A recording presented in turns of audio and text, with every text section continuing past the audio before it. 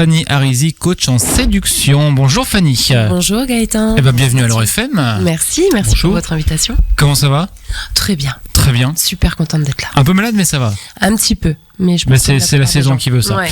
Alors coach en séduction, c'est vrai qu'il y a de plus en plus de personnes qui font ça. Ça consiste en quoi exactement le métier de coach en séduction ? Tout d'abord, redonner confiance aux gens, confiance en l'amour, leur expliquer que l'amour existe encore, qu'il n'y a pas la bonne personne, il y a les bonnes personnes, parce qu'on a toujours l'impression qu'on doit trouver la bonne personne. La fameuse âme sœur. Voilà, la fameuse âme sœur. Mais en fait, on se doute pas, mais il peut y en avoir plusieurs dans une vie. Donc toi, à la fois les célibataires, mais les couples également. Tout à fait.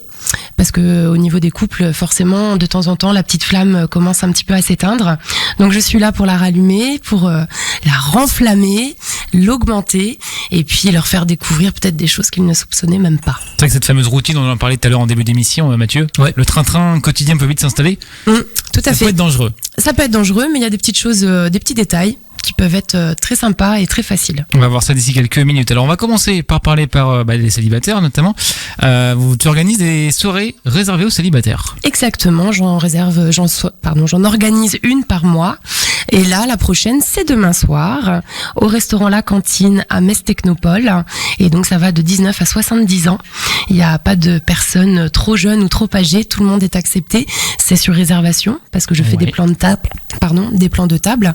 Et il y aura une chanteuse, donc ça fait un petit dîner dansant, et il y aura des petites animations. Et moi, je suis là pendant toute la soirée pour accueillir les gens, parler avec eux, leur donner des conseils, et puis mettre tout le monde à l'aise, parce que c'est souvent des moments de grande timidité. C'est pas évident, c'est vrai au début. Ouais. Donc je détends l'atmosphère et je suis un peu la bouée de sauvetage de la soirée. Comment ça se passe une soirée ? On arrive, comment ça se passe ? Alors on arrive, j'accueille les gens, je me présente, ils se présentent aussi, même s'il y en a quelques-uns que je connais un petit peu et qui reviennent, et ensuite je les installe à leur place que je leur ai réservée, et puis pendant la soirée ils discutent avec les personnes que j'ai également inscrites à leur table. Voilà, j'essaye de faire en sorte de respecter certaines tranches d'âge, et puis on laisse le naturel faire. C'est beaucoup au feeling, parce que j'affectionne beaucoup le côté naturel, le côté feeling. Si il y a quelque chose qui se passe, je dis toujours c'est quelque chose de pas palpable. Voilà, si on ressent quelque chose, alors il faut y aller. Mais c'est pas une science finalement. Non, du tout. Il n'y a pas de règles, il n'y a pas de mode particulier. Non, c'est au feeling, au ressenti, il faut s'écouter. C'est super important. Tu interviens quand même dans les discussions ou tu restes un petit peu à l'extérieur Non, je viens, bien sûr, oui, je viens, parce que il y a de la timidité, comme je le disais. Donc déjà par rapport à la peur de rencontrer quelqu'un, de se dire est-ce que je vais repartir avec un numéro de téléphone, avec quelqu'un, on sait pas. Donc il y a cette timidité là, et puis il y a la timidité aussi envers moi, parce que il y a des gens qui peuvent être un peu impressionnés, alors que pas du tout, je n'ai aucun tabou. Je parle de tout, et j'hésite surtout pas à rentrer dans certains sujets délicats, et je mets à l'aise les gens, et après, à partir de ce moment-là, il n'y a aucun souci, les gens s'ouvrent et discutent volontiers.